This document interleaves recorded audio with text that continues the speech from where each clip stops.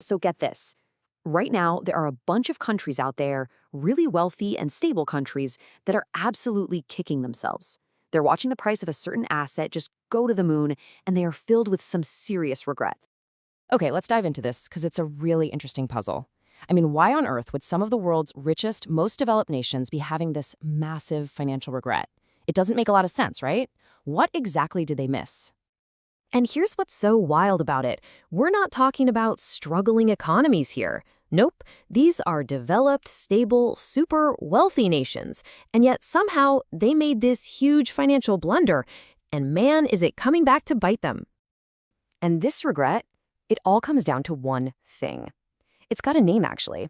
It's a pretty exclusive club, and trust me, it's one you really don't want to be a member of. It's called the Zero Gold Club. And you might be surprised who's in this club. We're talking about countries that, at some point, decided, you know what, gold is old news. It's just a shiny rock. It doesn't do anything in our new digital world. So who are we talking about? Well, for starters, Canada. Yep, New Zealand, Norway, Armenia, Kenya, even Sri Lanka, which has, well, basically nothing. They're all members of this club, and I guarantee you they're wishing they could cancel their membership right about now. And this right here, this is the whole problem in a nutshell. Zero. A big fat zero. That's how much physical gold some of these countries have in their central banks. I'm not talking a small emergency stash. I mean literally nothing. Nada. Zilch. Okay, so they have no gold. So what? Why is that such a massive deal, especially today? Well, that gets us right to the core of this whole thing. The crazy, timeless power that gold has. So what's so special about gold anyway? Well, first off, it's permanent. It's a real physical thing you can hold. It doesn't just disappear. And get this, its value usually goes up when things get chaotic politically. A government can totally fall apart, a currency can become worthless, but the gold you're holding, it's still gold. In fact, that chaos often makes it even more valuable. And today, wow, it's putting up some of the best returns out there, period. To really get why gold is such a big deal, you have to understand this one idea. It's called counterparty risk. Sounds complicated, but it's not. All it means is the risk that the other person in any deal, whether it's a person, a bank, or even another country, just won't pay you. They can't or they won't. That's the risk. And this is where gold is the ultimate trump card.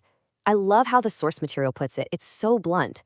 It says, the other party can be happy, sad, or go to hell. It won't affect you because gold is gold. Think about that. If you've got the physical gold, it's yours. End of story. It doesn't depend on anyone's promises or whether their government is stable. Okay, now let's flip this around. To really see how powerful gold is, let's look at the hidden weakness in the money we all use every single day. You know, regular old currency. And look, this isn't just some boring textbook theory. This is happening right now in the real world. Just think about this. Billions of dollars that Russia held, frozen by the US. Just like that. One political decision and boom, all that money was locked away. That right there is counterparting risk blowing up in real time. So let's just break it down, side by side. What's gold's value based on? It's a physical thing. Simple. What's a currency like the dollar based on? Trust. Trust in a government. Now, what's the big risk? For gold, if you're holding it, there really isn't one. But for currency, that counterparty risk is always there, lurking in the background.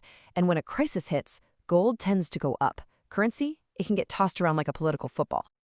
Okay, so we've gone through all of this. What's the bottom line here? What does it really mean for a country to have gold in its vaults? You know, it really boils down to this one simple but really powerful idea.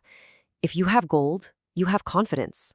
It's like having this anchor of stability, this foundation of trust that has nothing to do with any politician, any other country, or any bank. It's just yours.